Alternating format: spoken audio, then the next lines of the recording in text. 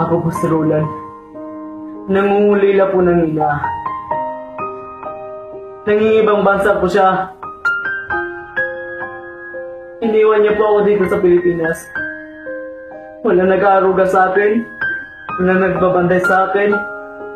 Walang nag-a-advise sa akin kung ano yung tama. Kaya ito, alak na to ang karamay ko. Kaya hindi mo ako masisisi kung bakit ako nagaganito. Dahil iniwan mo ako. Sana hindi na lang ako ang naging ina mo. Sana hindi rin kita naging anak. Ngayon kung iniisip mo na hindi ako pinili mo bilang ina mo, sana maiisip mo rin na hindi ito ang buhay na pinili ko para sa inyo ng mga anak ko. Kung iniisip mo na sana binali kita sa tiyan ko, sana naisip mo nila ilang beses ko na ginusto na hindi na kayo ipinanganak. Para na hindi nyo naranasan ng hirap dito sa mundo. Pero nandito na ako. Nandyan kayo. At kahit nandito na ako, saan man lupalop ng mundo, dito dala-dala ko ang obligasyon ko sa inyo na bigyan kayo ng magandang buhay dahil magulang nyo ako. Hindi mo ako naintindihan. Hindi ko hinihingi ang lahat ng imo ngayon. Binigay niyo sa amin. Kayo ang may gusto na hindi ako. Dahil mahal ko kayo. Dahil mahal ko kayo.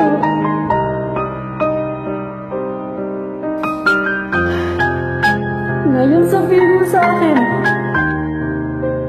sinasabi mo hindi kita maiintindihan. Bakit, Roland? Ako ba iniintindi mo? Kahit minsan, hindi. Sarili mo lang ang iniintindi mo.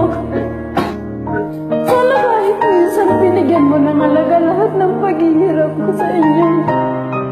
Lahat ng sakripisyo ko sa inyo. Sana tuwing iinom ka ng alak, tuwing inihit-hit mo ang sigarilyo mo at habang nilulustay mo ang padala ko, sana maisip mo rin kung ilang pagkain na tiniis kong hindi kainin para lang makapagpadala ako ng malaking pera rito.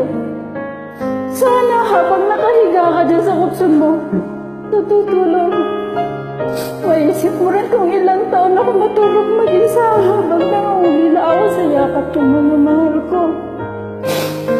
Sana maisip mo rin konti kung gaano kasakit ang mag-alaga ng batang hindi ko kaano-ano samantalang kayo mga anak ko hindi ko man alagaan. Alam mo ba kung gaano kasakit ang isang ina? Alam mo ba kung gaano kasakit yun? Kung hindi mo kayang ituring bilang isang ina, diskutuhin mo man lang sana ako bilang isang tao. Yun lang, Roland, yun man lang.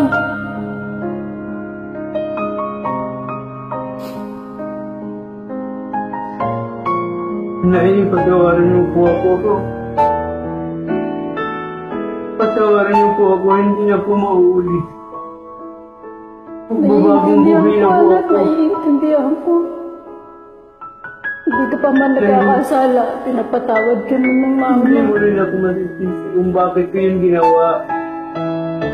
Handa po akong magbago na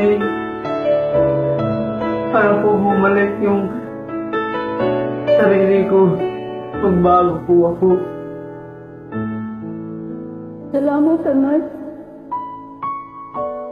Mahal ka ng mama. Tawarin niyo po ako. Mag-iingat ka palagi.